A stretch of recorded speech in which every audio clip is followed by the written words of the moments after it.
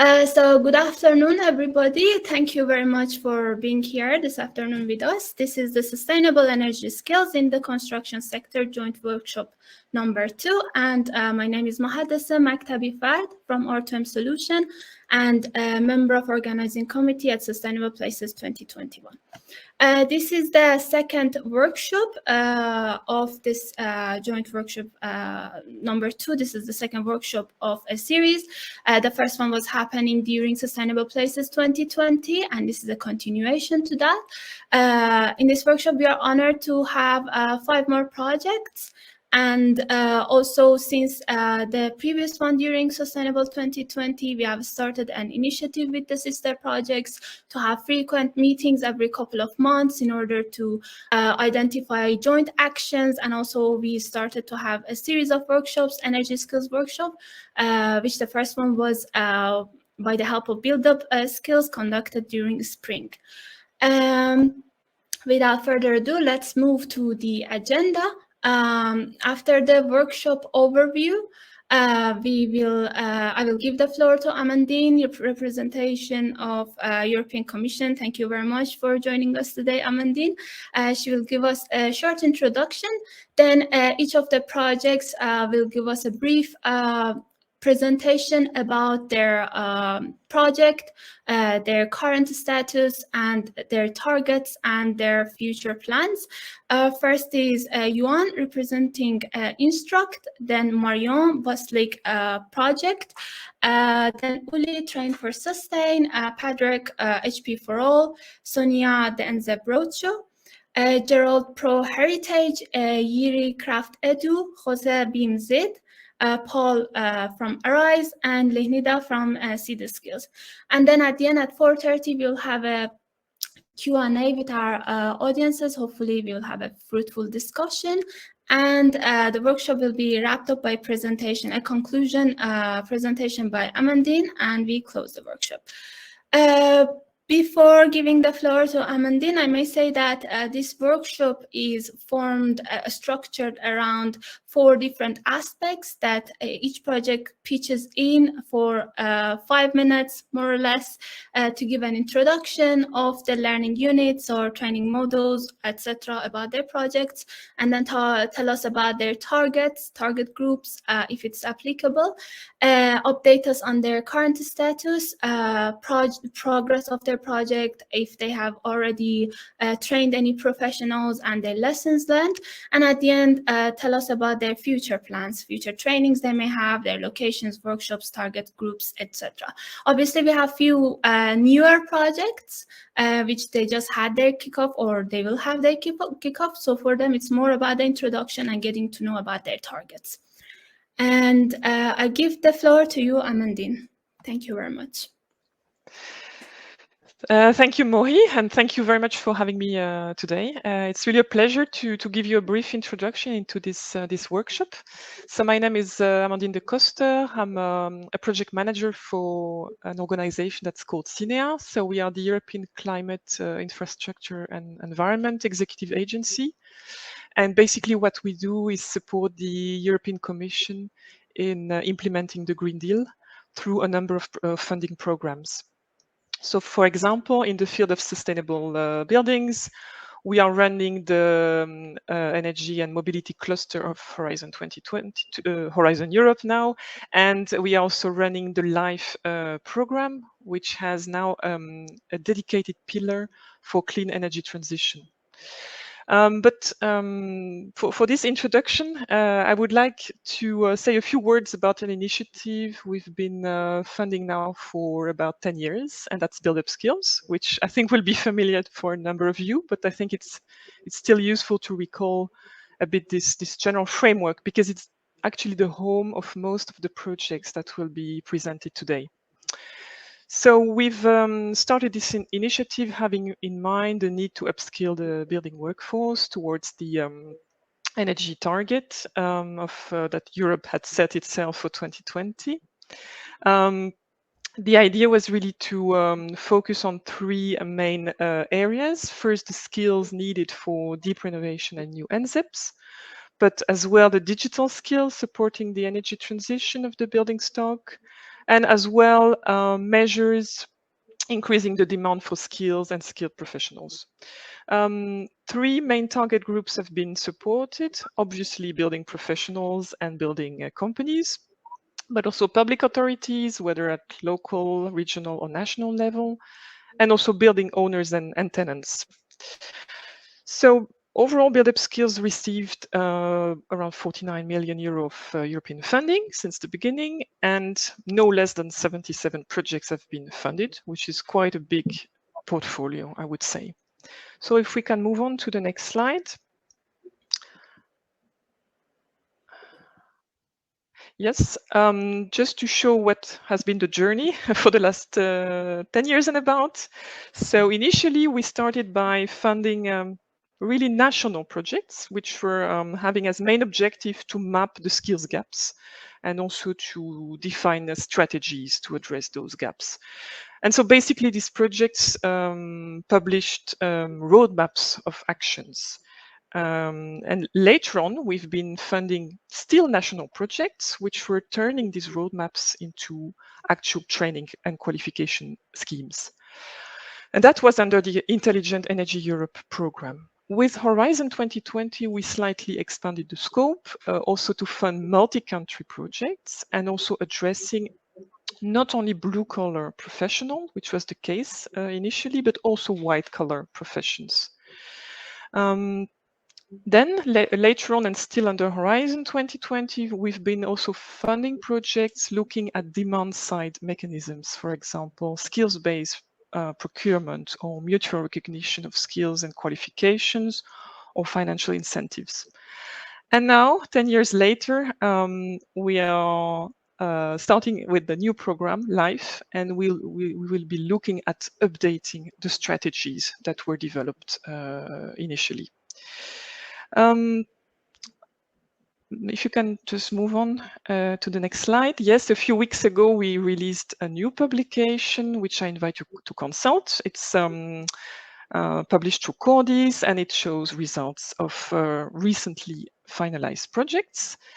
And now I think I'll stop here because I'm sure we are all eager to listen to the actual results from the projects that are taking part in today's workshop. Thank you.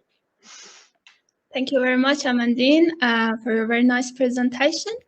Now I give the floor to Joan from Instruct Project. Hello, Joan. Good afternoon, everyone. Thanks for inviting me to present the Instruct Project. My name is Joan Petri. I'm a professor at Cardiff University School of Engineering, and we are developing with our European partners an agenda around an operational framework to increase the skills building professionals and blue-collar workers in the construction industry. As a quick introduction of the Instruct project, we focus on a number of pillars ranging from knowledge dissemination, where we actually want to report the state of awarenesses and access to information and dissemination in relation to energy efficiency and construction sustainability as a key focus of the Instruct project. We also take into consideration demand for energy efficiency skills and try to demonstrate and bring evidences around what is the level of demand for skills workforce in the energy efficiency domain. Based on such assumptions, we look to deliver training around energy efficiency and try to understand what is the state of training programs for energy efficiency available in the industries, benchmarking objectives are in relation to scope, quality, content, and costs. Of course, as a wider scope, we want to promote shared values with identifying those collaborations and insights that need to be promoted between and with the stakeholders around energy sustainability. Yes, if we go to the next slide. In relation to targets that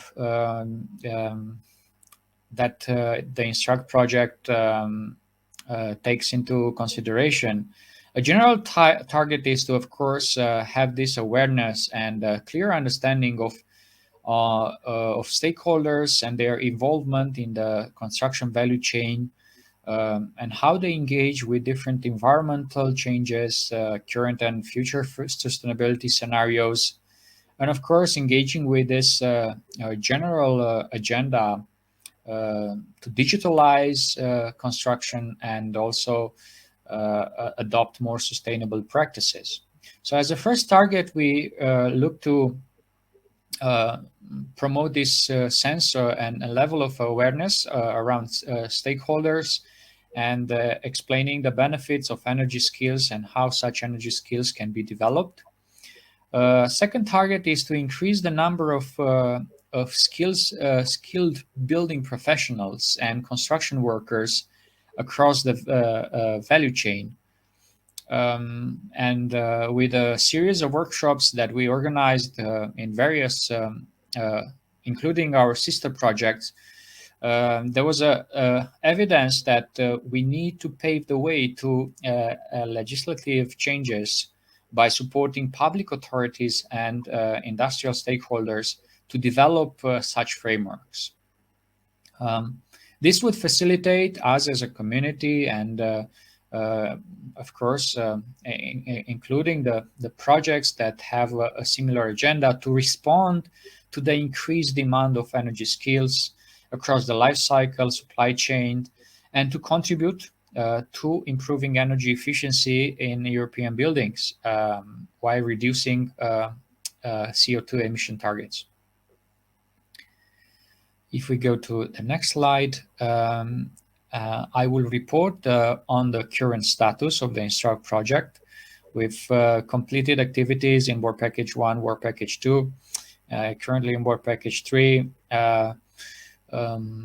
where we adopted a science-informed methodology by focusing on collecting evidences from literature review, for best practices, of course, best practice use cases, standards, to understand what are the requirements, what are the gaps that we need to address in order to develop this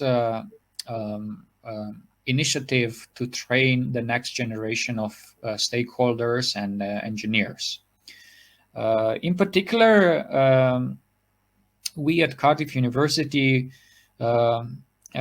we've completed this period of requirements capture by conducting around 32 questionnaires responses, 27 interviews. We've managed to collect around 70 best practice use cases that were complemented with a database of 50 million data sets aggregated from social media. And what you see here presented in the table, one of the questionnaire sections looking to capture what recommendations are needed and also barriers that need to be addressed in order to develop the training programs in different organizations. And you can see a wide range of responses that have been reported. In future, I guess, the next task in Work Package 3, Work Package 4 would actually develop this portfolio of tools and instruments to develop this. So I would maybe summarize this very quickly, saying that the first phase of the project has looked into requirements elicitations, and we managed to finalize this stage, including a framework specification for instruments to promote energy efficiency education and training. This included, of course, the definition of competencies and learning outcomes, including design of instruments that can support such energy efficiency training. We also looked into a more scientific approach to examine this correlation between skills, learning outcomes, and roles. The next stage would be to develop such instruments and applying the instruments in the pilot demonstrations. I can say that we're focusing to also adopt some technology solutions, looking into blockchain, for instance, but also to leverage on what has been developed by ourselves in previous initiatives in terms of training resources, training web platforms to demonstrate this energy skill certification, but in also to develop a methodology to engage producers and retailers with energy skills. So as a longer term objective, we're looking to widen the network of stakeholders and to engage with such stakeholders across the European Union, but also to disseminate our findings and strategies, including instruments that we develop in relation to energy efficiency education. This includes exploitation plans and roadmaps to be discussed with various organizations and achieve a high level of engagement of so key stakeholders that can enable us to stimulate, but also to incentivize engagement with demand for energy skills and the subsequent training programs. This is current state of the art. Some descriptions of the activities that we have in the Instruct project. If you need more information, feel free to access the project website, but also we have a energyeducation.com platform where we host all the resources. Thank you very much. Thank you very much, Joan. Next presentation is from Baslik Marion. I don't know if Marion could connect. Let me take a look. Do we have Marion here? Okay, not yet. On the back end, my colleagues are trying to make it work. So I propose that we move to the next presentation, but then we come back for Baslik presentation once it is solved. Next is Train for Sustain. Uli, the floor is yours. Yeah, thanks, Mohi. So good afternoon, ladies and gentlemen. It's a pleasure for me to present you now the Train for Sustain project. My name is Uli Jacob. I'm the managing director of the company GER. We are one of the partners here in this project, which is looking for training material, which is then somehow provided through a platform to enhance the sustainable energy skills across borders, especially, of course, within Europe. So our goal is really to raise the acceptance, especially for regional and national qualification schemes and skills, that you are allowed to use them, of course, in other European countries, and to make them comparable, especially if you have done that in a country like in France and want to break in Germany later on. So for that, our approach is that we establish a European Skills Registry, the ESR, as a web application, which is based on our Train for Sustain competence quality standard. And what that means will be presented in the next slides. Just to say, we are 7 partners from 5 European countries. And with that team, we are targeting these 3 special issues here in the project. First of all, as I said, we have set up the Train for Sustain quality competence standard, CQS, which is based on the exploitation of existing qualification schemes around Europe. And we have at least mapped 300 of those qualification schemes. And so this is one of the targets. Another one is using this information to launching also a SEN workshop agreement process, a CWA process, to use this information for later standards in that field. And of course, coming from that, as I said, especially the comparison of different qualification schemes, which is necessary to stimulate the energy skills here in Europe in the construction sector. We also provide guidelines for green public procurement. And that's something which we also did in some of our work packages so far. And there we also have one pilot in the region of Catalonia in Spain, together with the municipality of Barcelona, where we just have introduced the guidelines there and checking if this is really working somehow. And the main target, as I said before, in this Train for Sustain project is the Train for Sustain platform with the ESR, where we want to achieve about 500 registered users here within the time frame of the project, and later on, of course, more. And it's not only a platform allowing you to compare different qualification schemes.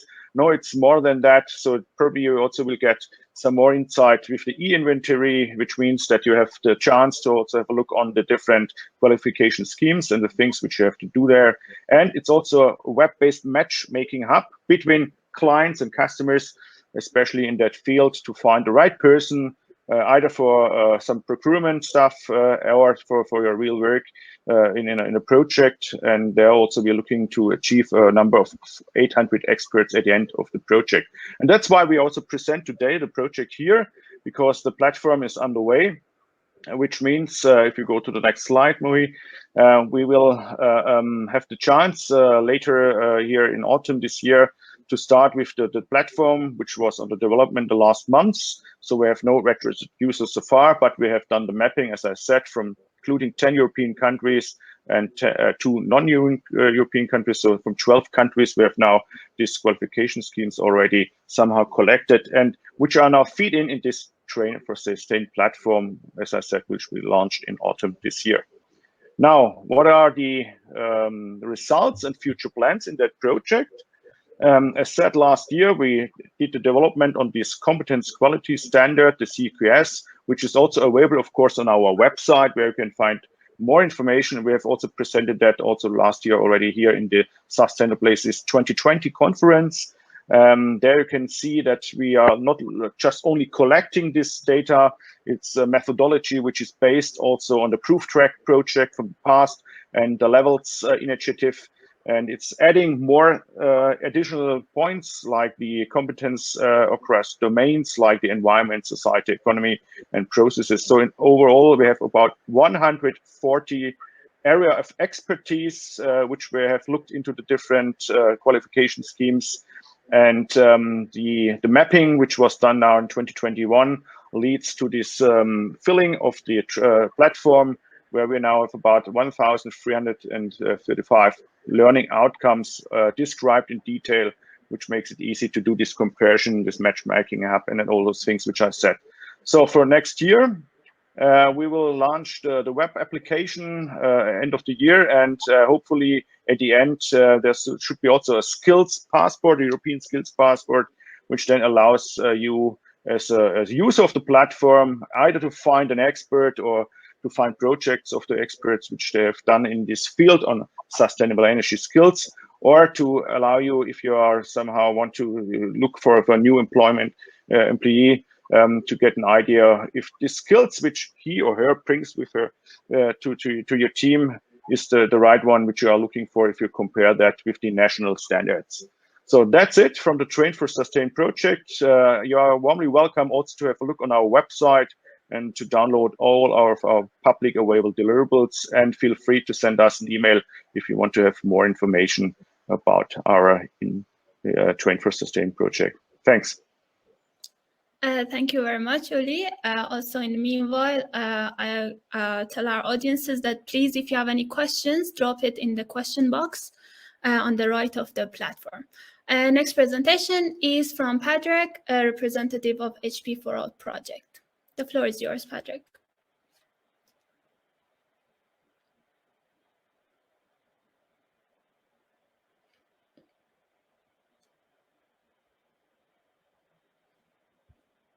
Let me take a look if we have him on board.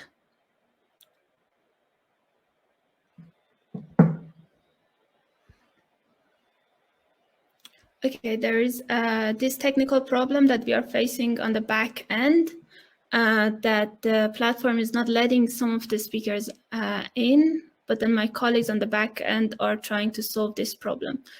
I propose that we move to the next presentation, but then same as Boslik, we will come back to this presentation after the problem is hopefully solved. Next, if Sonia, you are connected. Yeah, sure. I'm here. Great. So thank you for the introduction. So my name is Sonia Raitsky. I'm with the Cluster for NZEB, and I'm here to present you the NZEB Roadshow project. Next slide, please. Mohi, sorry. Oh, thank you. So the NZEB Roadshow brings together 5 countries with 5 organizations operating a successful network of training centers in Southeastern Europe. And the plan is to hit the road to shape local markets and build communities able to get the ball rolling, so that good nearly zero energy buildings are something that can be done properly and on time. So the NZEB Roadshow is a Horizon 2020 project designed to increase the demand for skill building professionals by opening up local markets by the simplest of tools, talking to people and letting them see and touch and experiment and prove to themselves the benefits of quality buildings. Next slide, please. In the next years, we're in the middle of the project. We started 1 year ago. So in the next 2 years, we'll continue to organize and disseminate information in no less than 15 dedicated NZEB weeks in Bulgaria, Croatia, Greece, Italy, and Romania. We also will be having online and hybrid events because this way we can reach a broader audience. Our plan is to reach 50 memoranda of understanding concluded with product suppliers, and we're on our way to doing just that, and to provide at least 100 consultations for clients interested in to invest in near zero energy project. Please, next slide. As I said before, we are already had some of the NZEB weeks in each of the countries involved, and we're planning this autumn to have one more in every country involved, despite the COVID complications, which weren't easy to manage. So our future plans are to scale up basically the whole roadshow events, and we already have in all of the countries invitations to organize this kind of events in different cities and disseminate this information. I think this is from my end, and I hope to have many interactions and questions at the end. Thank you. Thank you very much, Sonia. The next presentation is from Gerald, Pro Heritage Project. The floor is yours. Thank you very much, Mohi. Welcome also from our side. The project is called Pro Heritage. We are related to traditional buildings and the traditional crafts we need to keep them in shape. When you go, please, to the next page. Thank you. So we, as I said, we are one of the major statements we got from several events before we started the project was traditional buildings need traditional crafts. But there is no, not really a tradition, or not really a lot of organization or a lot of persons. They train that really, so we have to secure to protect these traditional crafts. So our approach is to developing a certification for energy experts for cultural heritage. Our objectives is, of course, that we will describe and and document the necessary approaches and traditional craftsman skills. They had an impact on the energy efficiency of traditional buildings.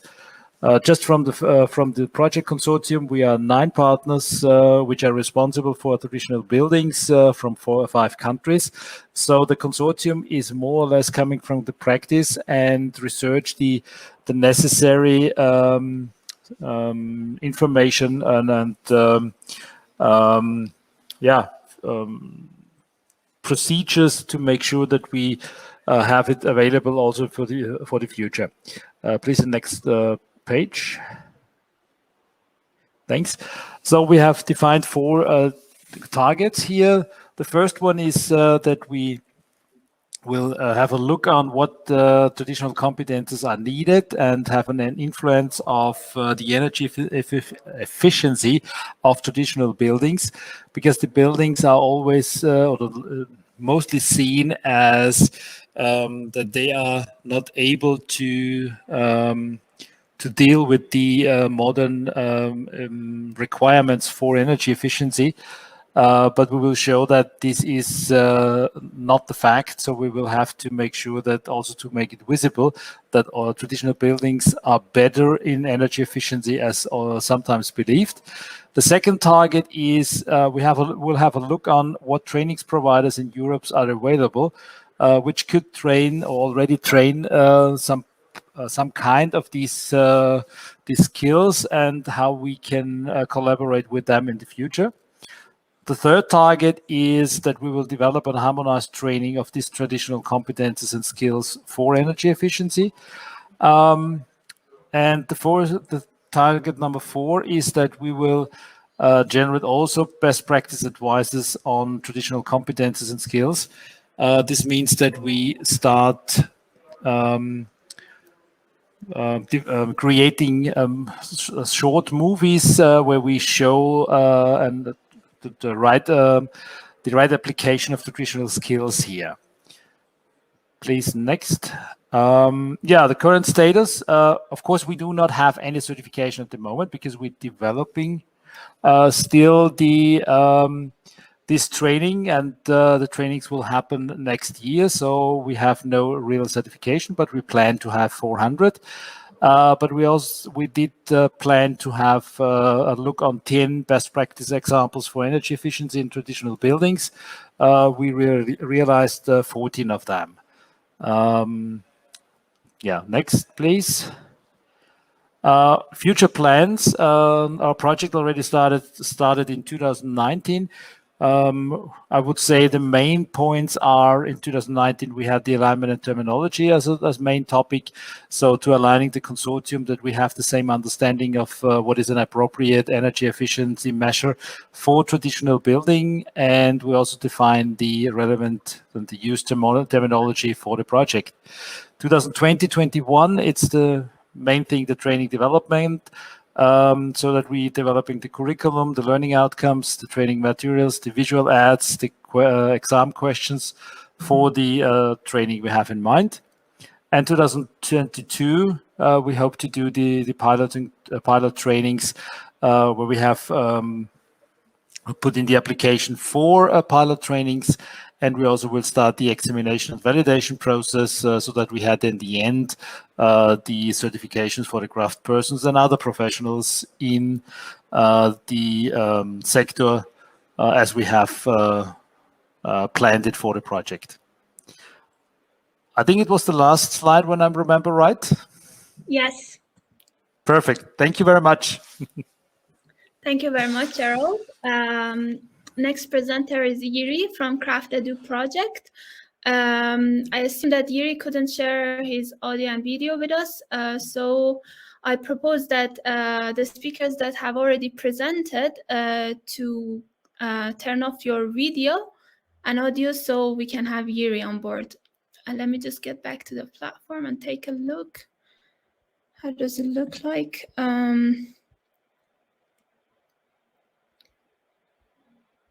Yuri, can you hear us?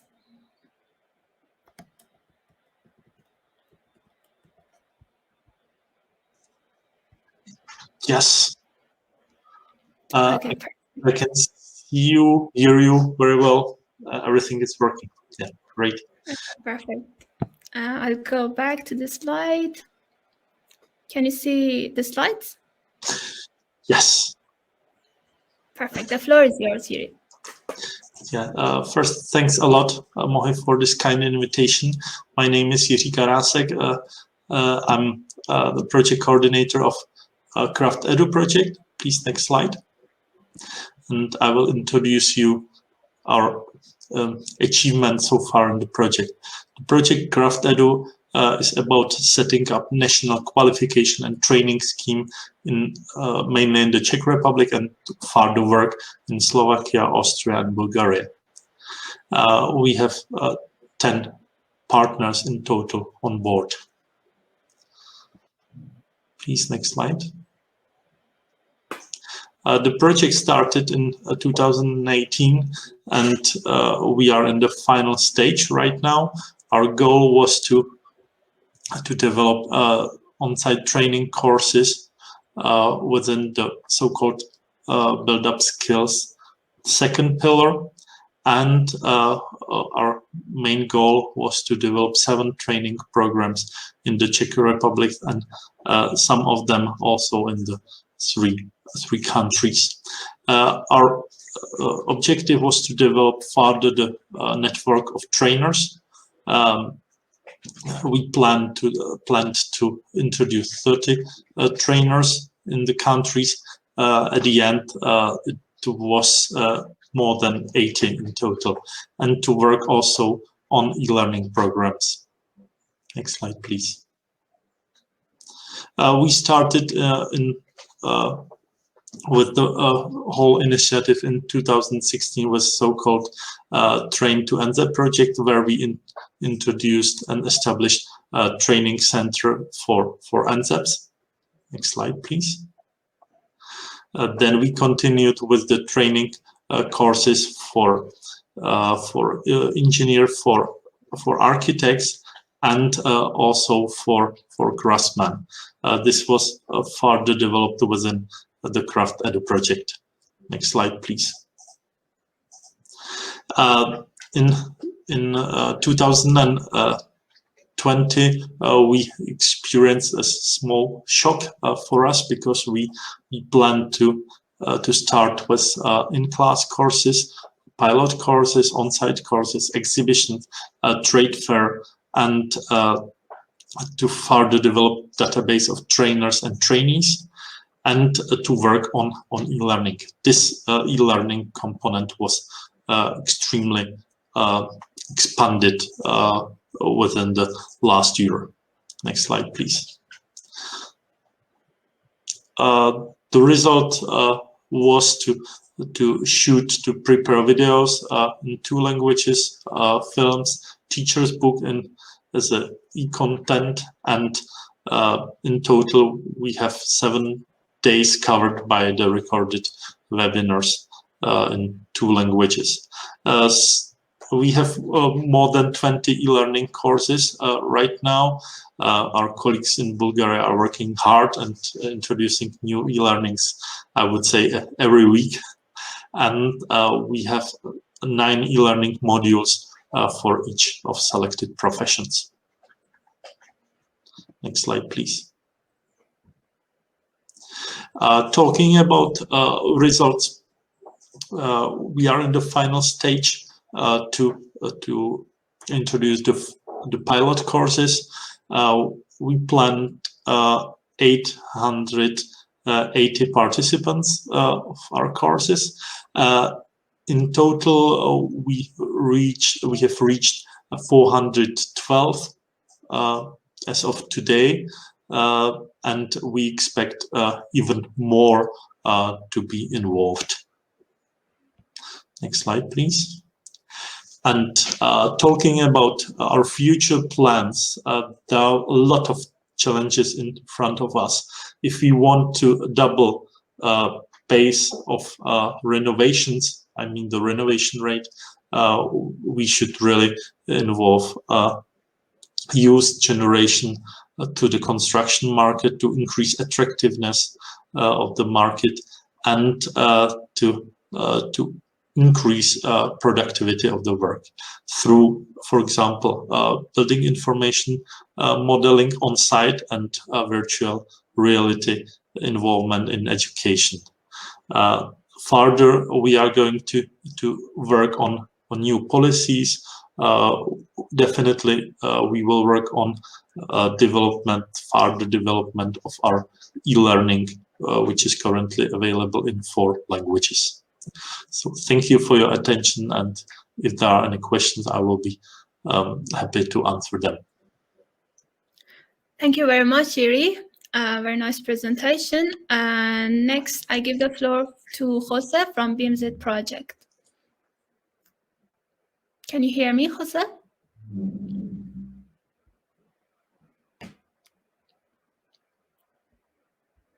Let me get back to the platform.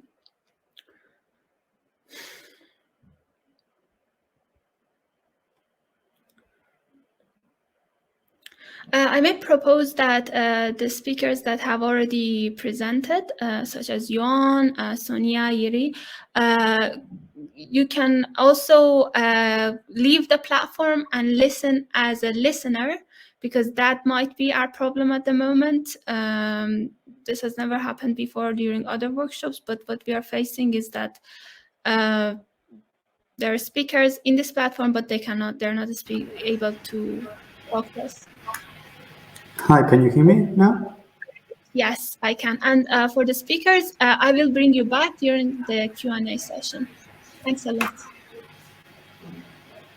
Okay, thank you everyone, and thank you Moi for the invitation.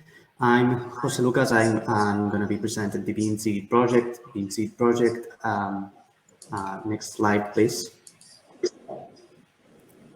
The main objective of the BMC project is to upskill trainers and professionals to be able to design and realize what they need to do an NZ building with BIM tools. So basically, what the main objective of this project is just to find out through some market studies and some other learning provision, see what's missing, see what are the gaps for the abilities and skills needed for all workers involved in the process for to make an NZ building with BIM. So this project started in 2019. It's gonna end very soon in May 22. So in this project, we are 9 different partners. 2 of them are energy agencies. 4 of them are high institutions, higher education institutions, 2 research centers, and the Council of Architects in Europe. So different countries, different procurements, different legislations to be applied in the BIM and NZ. So next slide. So the main targets for this project were to develop at least 12 learning units that could fill those gaps already existing in the actual provision of BIM and energy efficiency with the goal of NZ. So what we did was just do a market study, seeing which are the abilities and the learning outcomes that are already in the market, and try to aim for those learning outcomes that were needed to enhance these activities all around Europe. The target groups aim to upskill are obviously, first of all, trainers, and then small, medium enterprises, some vocational school trainers, and higher education institutions. So we designed these learning units to be transferable to their programs, so they could be easily adjusted to their needs. And in the piloting phase, We are aiming for 120 educators in 4 countries, in Spain, Ireland, Croatia, and Hungary, and from 400 to 500 different students that could be construction students, site managers, architects, any agent or any professional needed in that process. Next slide. So being almost at the end of the project, we already developed those 12 learning units. These 12 learning units are aimed for different target groups. So not all the learning units are aimed for architects, or not all learning units are aimed for blue-collar workers.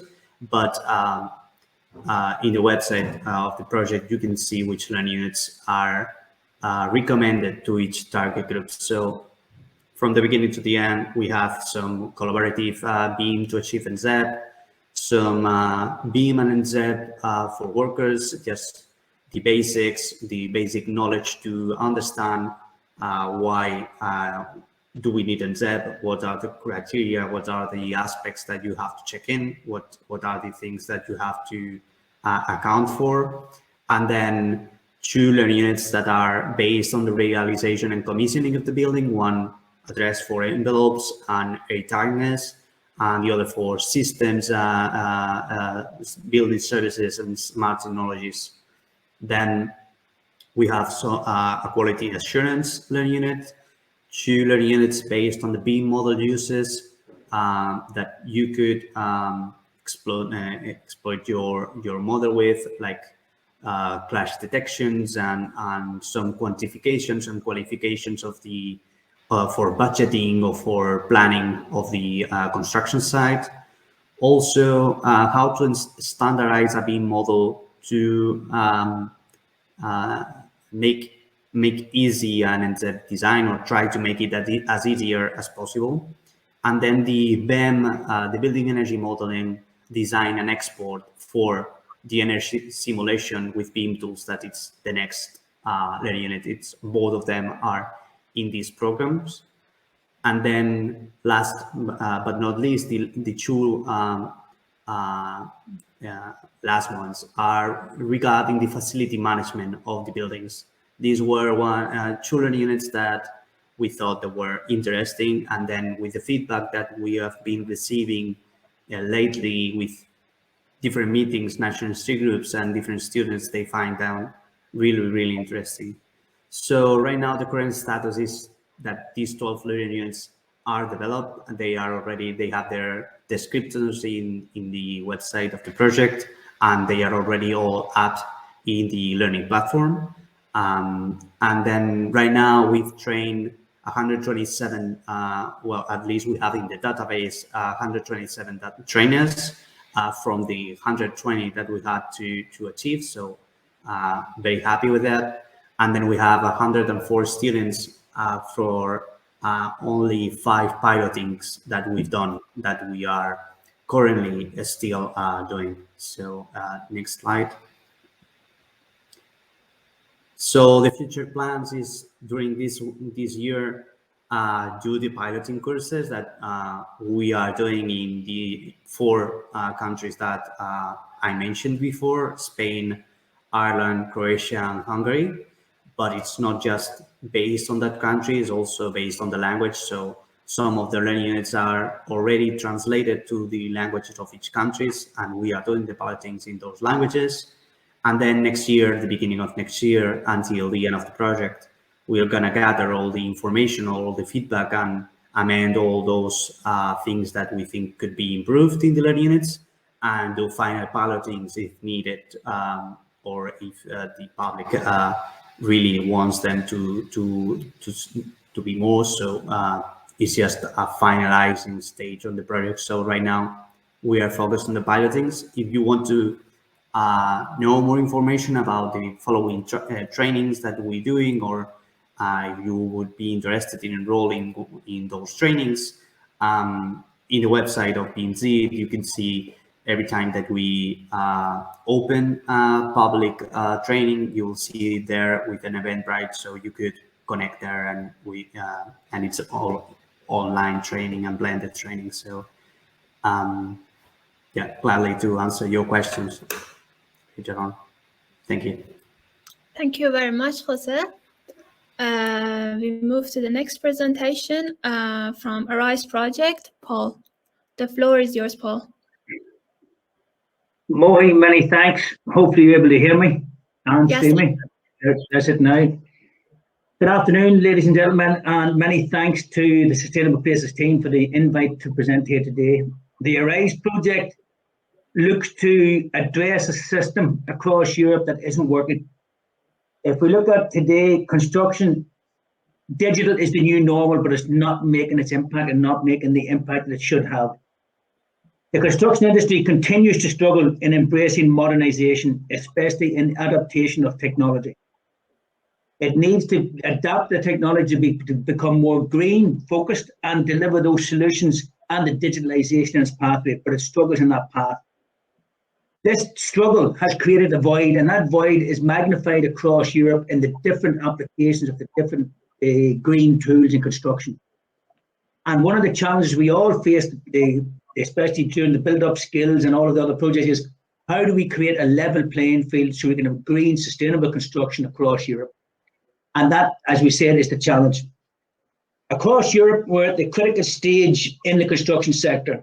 Historically, regardless of which country it is, the construction sector is always fixated on cost, with the lowest cost rather than creating value. And this approach has been further magnified when we now work with the sector, looking to get them to address sustainable construction, green CO2 credentials, and reduce that carbon footprint. Arise is looking to inspire that demand among the workforce. The old saying in English is, if it isn't broken, don't fix it. Well, it is. Because as Amandine said at the start, build-up has been going now for years and making impact, but that impact has not magnified to the direction it should. So it goes mostly back to the previous one, sorry. Oh, sorry. Yeah, so it hasn't moved ahead. So we need to get a new approach where we put the learner in charge. Arise will revolutionize the learning process by giving the learner choice. That choice will either be through recognition or accreditation. We will go down the certification route or the CPD route, depending on what the worker needs for their job. Those modules, those micro modules, micro accreditations, and the digital learning account, the ILA, will allow the learner to take the pathway they need to be jobs focused rather than just education focused. By using gamification in the platform, we allow the learner to become further engaged and stimulated. We talk about a rhythm in life. We're working with people who are professionals who are currently working and trying to balance family life and load on top of that and learning for green skills. How do we get that learning commensurate with their rhythm in life? Allow them to learn in a process, in a time, and a fashion that suits them. Put the learner in charge. Let them, through gamification, accrue the points, transfer those points to the new cryptocurrency we're developing called CertCoin, and then to purchase the certificates or the CPD points they need to build up their individual learning account. Next slide, please, Moy. That's where put the learner in charge, give them the destination they require. As we said, we're working with build up from 2011 to 2019, 2020. We now need to translate all of the learnings from those different projects, including today's, through a 4-step process. Harmonize the activities. We have built and are developing the BIM EPA, the BIM Energy Performance Alliance across Europe. We're going to define on-demand mobile-friendly accounts where people can access the training in a time and a place through their mobile phone or through their laptop, short learning transactions where they build up the skills and the points they can transfer. We'll then develop and deploy a digital delivery system for CPD type methodology. And the step 4 is that cryptocurrency. How do we translate the skills through gamification to give people the tools they require? Using blockchain as the back-end ledger system, we will monetize the skills exchange. Rather than the traditional classroom approach, where the classroom materials were modernized to suit the remote industry. You'll have seen that during COVID. Now look at dedicated resources which will be industry focused and digitally focused. Rather than trying to retrofit the skills, let's design new skills and learning activities to meet that demand and deliver the upskilling that's required. To stimulate the industry, and to engage with them to deliver the skills that industry requires for zero CO2 construction. Next slide, please, Moy. The current status is we've just kicked off with our kickoff project, and the key speaker on that day was Amandine. We now move through to December 23. Through our digitalization compass, we align all of our training with industry, public authorities, and private sector to make sure we stay online with what industry requires and at a time what industry requires. Through our BIM Energy Performance Alliance, 45 members across 20 different European countries, we want to be able to deliver the tools, but also get feedback as the tools are being delivered to make sure the tools and the learning stay current, and that digitalization process is standardized across all of Europe to overcome that void that we talked about, to increase vocational mobility, to allow the skilled workers to be able to move across different industries and different sectors to deploy their green skills that they need, to deliver a beyond blended, non-linear approach. The tools in the delivery will be job focused, not person focused, to give them the skills they need in time to do that, and to develop those individual learning accounts through micro accreditation and allowing the learner to be in charge of their own destiny. Next slide, please. So currently where the RISE kick off, our next stage is to broaden, increase and to deepen BIM EPA. BIM Z, Net UBIP and other BIM projects have come together with BIM Cert to create this and enlarge this across all of Europe. How do we create that level playing field? Is build the harmony between all of the partners. So we get to that national maturity levels across all of the different European countries, regardless of their national qualifications. Let's build that in harmony with them, so that the skills and the recognition in France, Germany, Macedonia, Latvia, Lithuania, and Ireland can be transferred, so it allows that transfer of skills, but also allows that green construction to be truly international. So rather than industry focusing on lower cost, let's give them quality. And that quality is through the stimulation of skills, and then to create an EU-wide centre of excellence in digital construction. We've already started with applications here in Ireland, North and South, across the 2 jurisdictions. Is to build that digital twin for the skills exchange. Amplify that across Ireland, and then with our partners across Europe, how do we get that national maturity index on an EU-wide scale? Working with the build-up team and working with all the other EU projects that are there, how do we come together to build that cohesive partnership that takes all of the tools developed to date that the other partners have talked about earlier, other partners we're talking about again later on? How do we build that level platform? How do we allow the construction worker in Macedonia to have the same level of skills opportunity as the construction worker in England, Germany, and France? So not only we create a level playing field, we create a level construction sector, so that zero CO2 in any language is transferable. So we create the ultimate goal that we need is how do we decarbonize the construction sector? Second only in CO2 and greenhouse gas emissions to industry. How do we green that? And that's the challenge we all face. And it won't be achieved through product, it'll be achieved through people. So we've got to give the people maturity index and the maturity pathway they need and the stimulation. Thank you very much, Moy. Thank you very much, Paul, for your presentation. Very interesting. Let's move to the next presentation. But before that, I'll come back to the platform to see if I can see our colleagues who had problem. Okay, I can see Marion and Patrick. Okay. After Leonida, we move to the presentations from Bostik and HP for All. And sorry for the inconvenience. The floor is yours, Leonida. See the Skills Project. Thank you, Mohi. Good afternoon to everyone. My name is Leonida Stoyanovska-Georgievska from the University St. Cyril and Methodius in North Macedonia. I'm here representing the project See the Skills, and we are newcomers in this group. So I hereby want to sincerely thank to the organizers for the invitation to join the group in this workshop.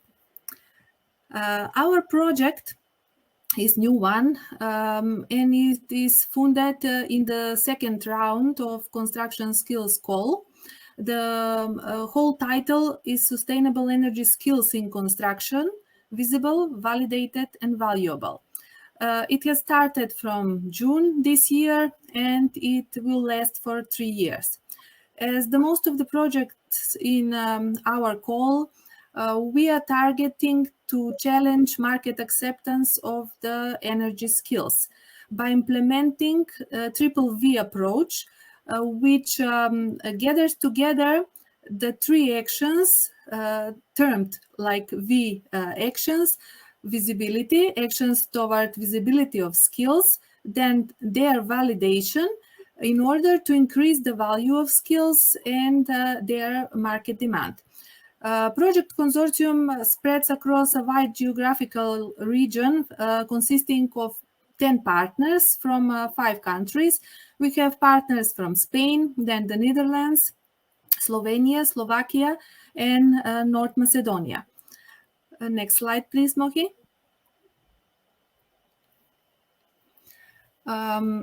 Our idea and the concept, the approach of the project can be visually explained very well with this graphical representation. As our project is based on the good foundations of the results from the previous projects in BAS initiative. So the actions and the planned results from the projects are planned to be built up upon the good foundations from these previous projects.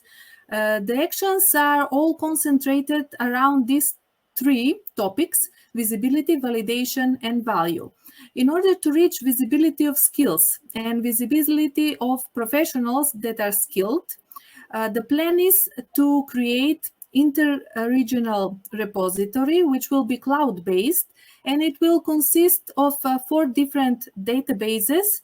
The first one database considering training opportunities, training catalog based on the BAS Advisor app, which will be upgraded and filled in with training offers from all project countries, also from previous projects, and also from the training opportunities that will be developed within SILDI skills.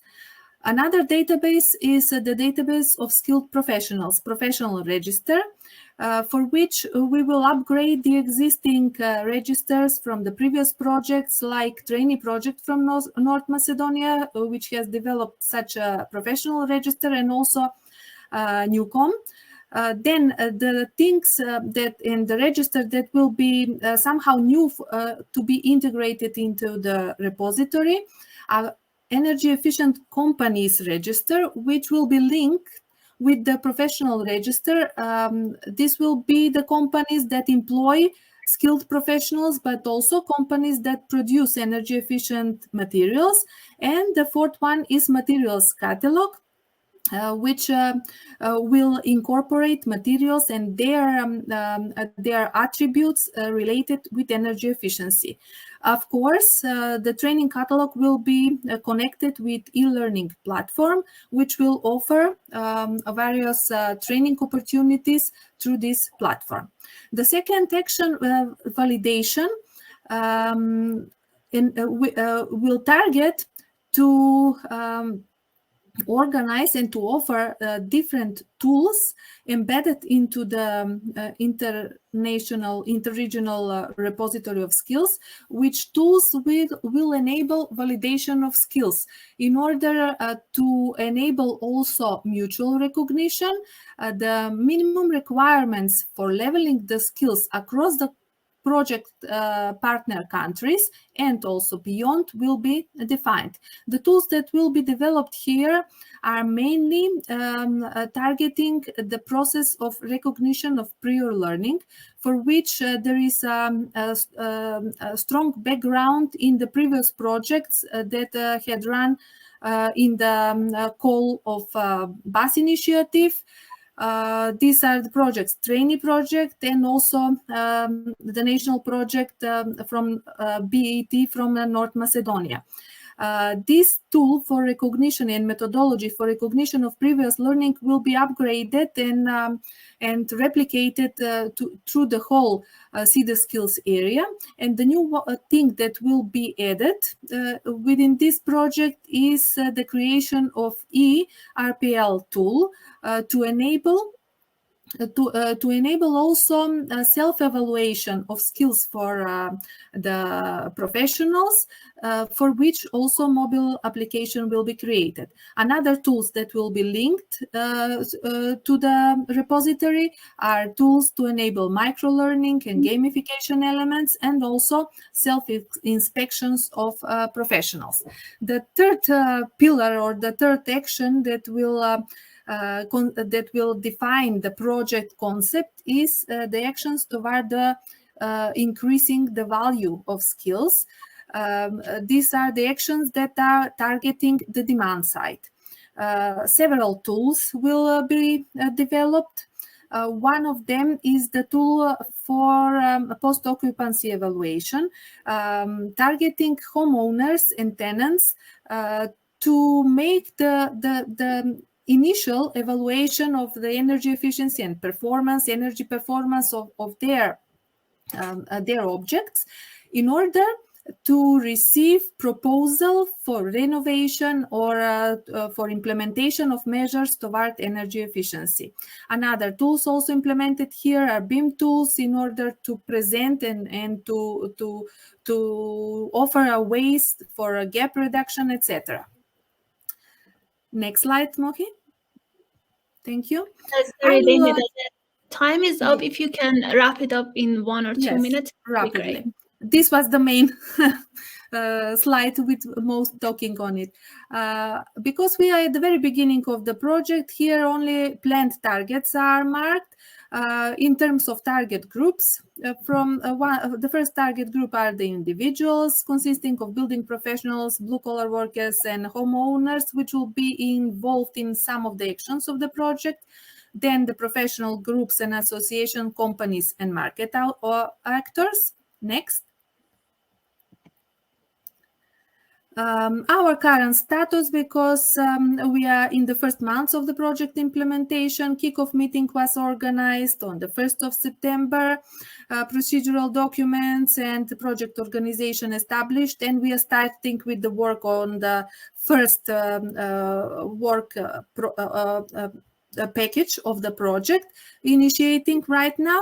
And our future plans on the last slide are presenting how are we planning to go further with implementation of the project. In the current year, we will define the code of collaboration between the project partners. For next year, plan is to establish the integrated repository of skills with these 4 sub-databases that are explained earlier.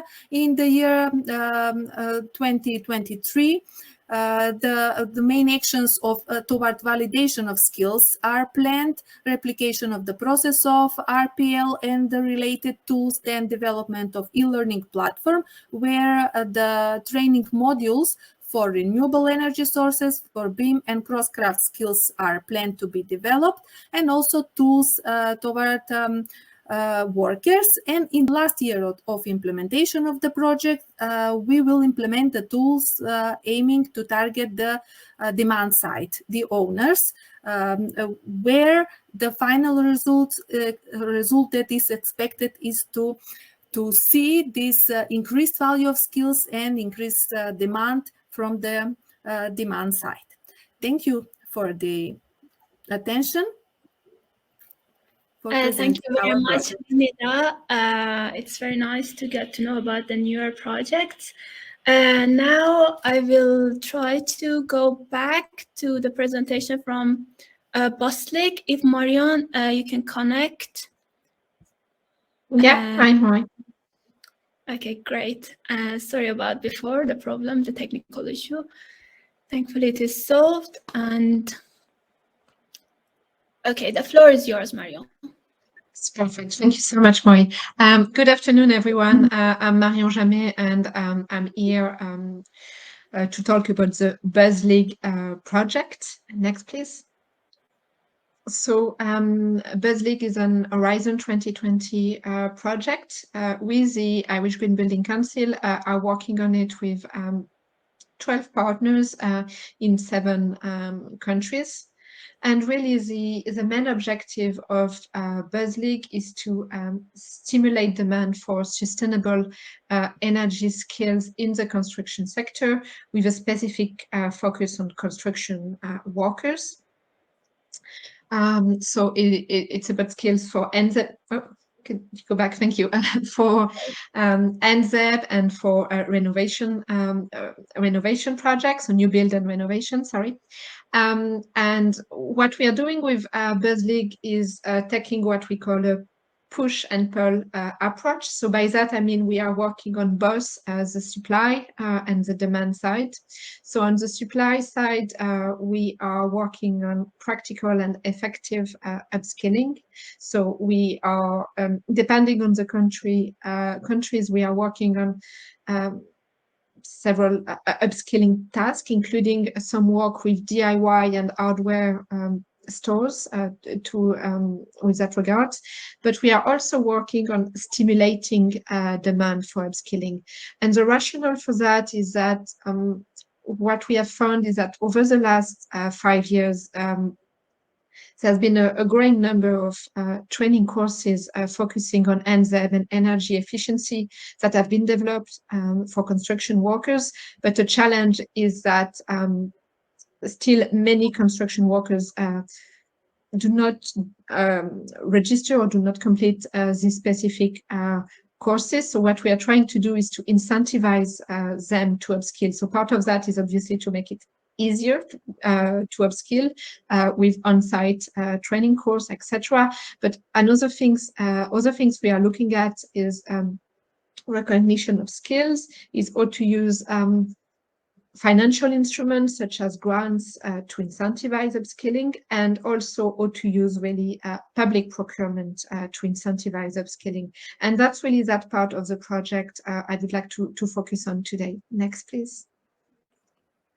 So why, as part of the BuzzLeague project, are we focusing on public procurement and using public procurement to incentivize construction workers' upskilling? Well, the rationale for that is that public procurement constitutes approximately 14% of the EU GDP. So consequently, it really has the potential to influence the market.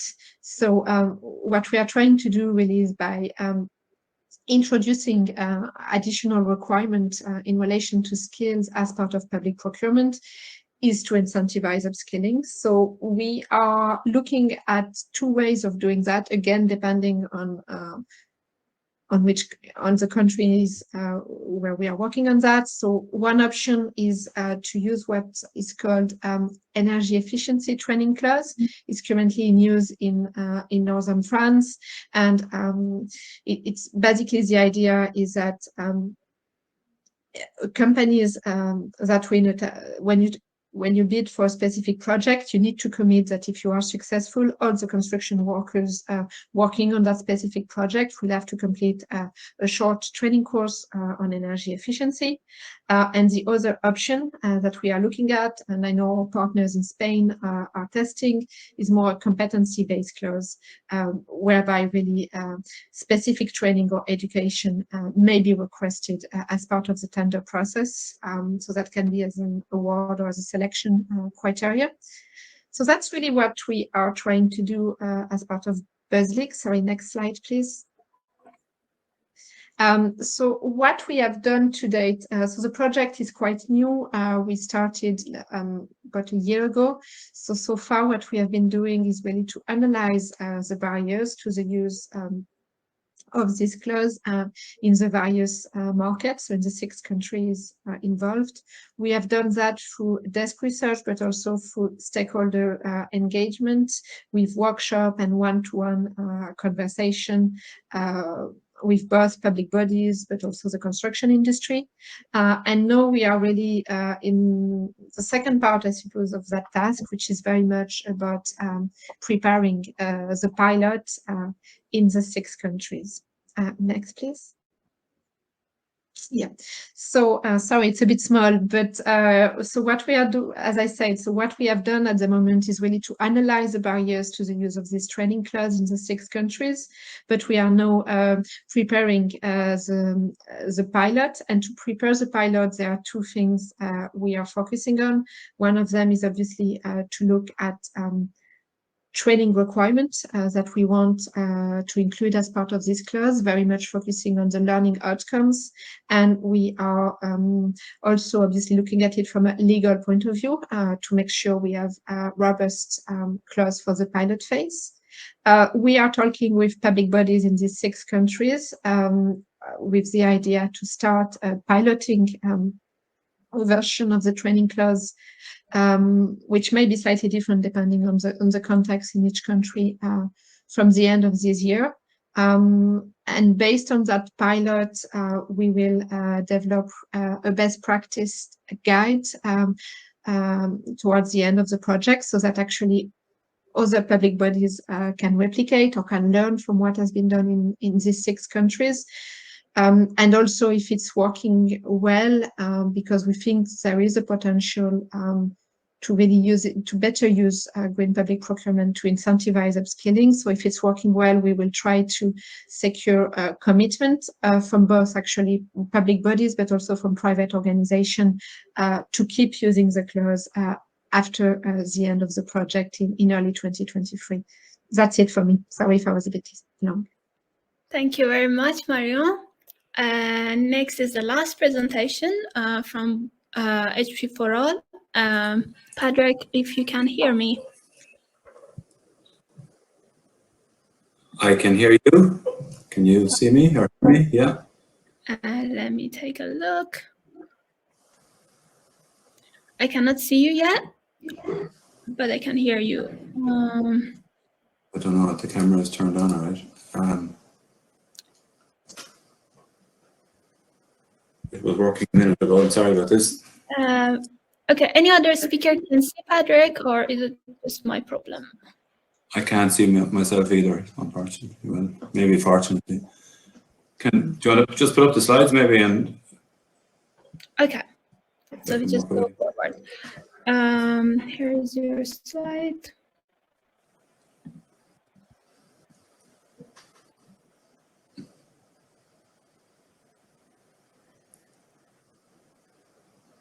Okay, the floor is yours, Patrick. Okay, thanks, Mohi, and thanks to the organisers for the opportunity to speak to you today about our project Heat Pumps for All. It's a Horizon 2020 project. It's running just a little over a year now, out of a 30-month duration. And I suppose the main aim for this is in the context of more and more importance being placed on heat pumps as a proven technology to help reduce the carbon emissions associated with heating and cooling as well. There comes with that a very serious requirement to ensure that the installations are carried out to a very high standard, because they are more sensitive to design and installation issues, which can ultimately lead to poor efficiency. So in a context where there's lots and lots of heat pumps being installed to reduce carbon emissions, if they're not if the installations are not carried out properly and handed over properly, those CO2 savings won't be realised. So it's very important issue. So we have 7 partners involved in the project, over 6 countries, ranging from research organisations to third-level educational and energy agencies as well. So a great spread of very strong partners there. So next slide, please, Mohi. So how are we setting about this? We're on the one hand looking to develop and enhance the skills that are at play across the supply chain. So that's looking at people who are designing and installing systems, going back through the supply chain into manufacturers and distributors to increase the training and education and the knowledge of all of those people. Looking at the training providers in the countries, we have 3 pilot regions in Upper Austria, Andalusia in Spain, and in Ireland. So in those 3 pilot regions, we would be looking at the current offering in training and seeing can we in any way help to maybe help coordinate that or to promote what's there, maybe help to fill any gaps that exist. And also with a view to looking at what are the national policies of those regions. And on the other hand, it's like Marion mentioned earlier, it's a kind of a push-pull idea that we then look to the end users of heat pumps, whether they're building owners or occupants of buildings where heat pumps are installed, and helping to increase the recognition of the skills so that the end users place value in these skills and that they actively look for people who have these skills, so that in doing so we can seek to improve the efficiency of the end result, the installations, the systems that are going to be in for 15 or 20 years. So as I say, we'll be looking at the training frameworks in the different regions and trying to maybe help bring from the ground up, let's say, take the policy measures that are in place in the different countries and try and accelerate maybe the uptake of training and coordinate that back to the policy. So next slide, please, Mohi. Our targets are, I suppose, the first two targets are really down to trying to influence the performance of systems. So if we take the seasonal performance factor, which is a measure of the efficiency of a system, the efficiency of heat pumps in converting electrical energy into thermal energy, we want to try and say that we can have a positive impact on a sufficient number of installations that we ultimately save 2 gigawatt hours per year in primary energy with a resulting reduction of 628 tons of CO2. Across the pilot regions, we're aiming to train 400 people. And we're also developing then to support the end users, we're developing a benchmarking tool which will be specific to each pilot region. So there will be a total of 3 of those benchmarking tools. So next slide, please. Just talking a minute about the 3 pilots, the current status is that we're in the process of developing regional pilot plans and action plans, which are going to take us through the next 12 months. And they're different in each pilot region, so we will learn from each other, and we're targeting specific issues in each region. So in Andalusia, there's already lots of air conditioners, which are heat pumps, but there's a lot of, they've been in for a long time. So we're looking at upgrading existing equipment with more efficient equipment, training the installers on how to use that equipment, trying to create more of an awareness that it's good to replace before it breaks down, and to consider maybe looking at the building envelope and other aspects of the system. It's going to be done in the main through public authorities, looking at both residential and non-residential systems.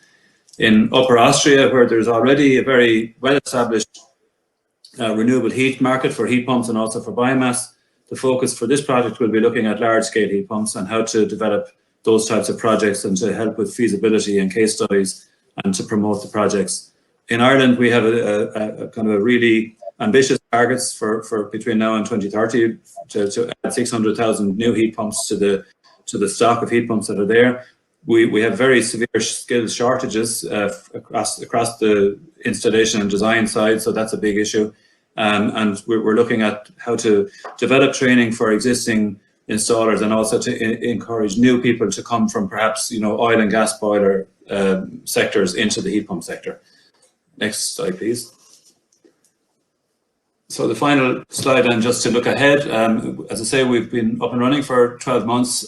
We've carried out a lot of work in surveying end users, their attitudes to heat pumps, and their aspirations and their hopes and the issues that they have found and barriers. Similarly, for training, we've looked at the training requirements, the training offerings that are there. So now we're moving into, for this year, for the rest of this year and into next year, we're finalizing our pilot activities. We'll be rolling out those pilot plans. This will be really coming down to quantifying the amount of installations that we can have an impact on, and that's how we will measure the impacts that we have in terms of energy savings and CO2 savings. And the project will run through 2022 and come to an end in February 2023. So our evaluation and impacting and reporting will be complete at that stage. So thanks for the opportunity, and be happy to take any questions later on. Thank you very much, Patrick. So this was our fun. Oh wow, there is a beautiful echo. I come back to the platform to take a look at our chat box to see if there is any question. Again, to our audiences, if you have any question, please drop it in the chat box or also the Q&A box, as you wish. I'm taking a look. So far, there is no question. But then this is not the end. You can still drop your questions. And also, if you have, after this workshop, if you have any other questions or you want to get a follow-up on our discussion, you can drop your question at this address, sustainableplaces@R2M Solution. So the discussion will still go on. I see Amandan is in the platform. I propose that we go through the conclusion, Amandan, if you agree. Yes, thank you, Mohi. I think it's been really a very interesting session, and it's impressive to see what all these projects have been doing so far. And we also know that there are lots of interactions between them, that they really try to work in synergy. And this is really something we'll try to promote even further at CINEA, and hopefully we can probably organize a meeting before the end of the year. So this is not the end of the discussion, definitely. So as a conclusion, I just wanted to highlight the next funding opportunities and the live clean energy transition call of this year, because I believe this would be quite relevant for you. So we have 5 intervention areas that are open and which you can see on these slides. One is on the developing the right policy framework for the clean energy transition. One is on the technology rollout of new services and business models. We also have topics around attractive private financing, and equally supporting the development of local and regional projects. And last but not least, also 3 topics around empowering citizens. So if you would like to find more information on these topics that are open, you can consult the links that are mentioned on this slide. There are also detailed frequently asked questions and presentation that we provide for you as background. This call is open until the 12th of January, and there's an overall budget available of 94.5 million euro. So if we go to the next slide, I just picked one topic that I think will be really relevant for you based on what we just discussed. So we have a topic open that will fund an update of the national platforms and roadmaps that we developed 10 years ago. So this is really, really important. So we really look forward to have good, robust applications. So please have a look at the topic text, which is also available on the Funding and Tenders portal. And if you're not planning to apply yourself, you can also please promote it to your national stakeholders, because we really believe now is the time to do this updating exercise. And I must also add that it's a topic that will fund rather smaller projects, but on the other hand, applications by single entities are allowed. So I think it can also be very interesting to know. And we really look at a national approach, so more national projects. And maybe to conclude, moving on to the next slide, I also wanted to remind you that in a few weeks' time, we'll have our European Sustainable Energy Week. And this year, under the theme Toward 2030, Reshaping the European Energy System. And as last year, it's taking place fully online, and there are lots of I think, really interesting sessions. So don't miss it. And with this, I would stop and would thank you again for the, I think, very interesting presentation and this opportunity also to be with you. Thank you. Thank you very much, Amandine. and also for introducing us to this cause and letting us know, reminding us of the Sustainable Energy Week. I personally will make sure to disseminate it among colleagues. Let's take a look again on the chat if you have any questions. I cannot see any. If the speakers have any questions for other speakers about their projects, please let us know, because I talked to my colleagues. They mentioned that we can go on maybe a couple of minutes more. But then, meanwhile, let me drop this in the chat that the recordings and the presentations of this workshop and other workshops will be posted a few days after the Sustainable Places is concluded on our website. And for any future discussions, please feel free to for the speakers to email me and my colleagues, and also to for the audiences to send an email to sustainableplaces@signrtimesolution.com. I take a final look if there's no questions. Okay, there is none. Thank you very much to our audiences. Thank you very much to our speakers, to our EC representative. I hope you have a good rest of the evening. Bye-bye. Bye.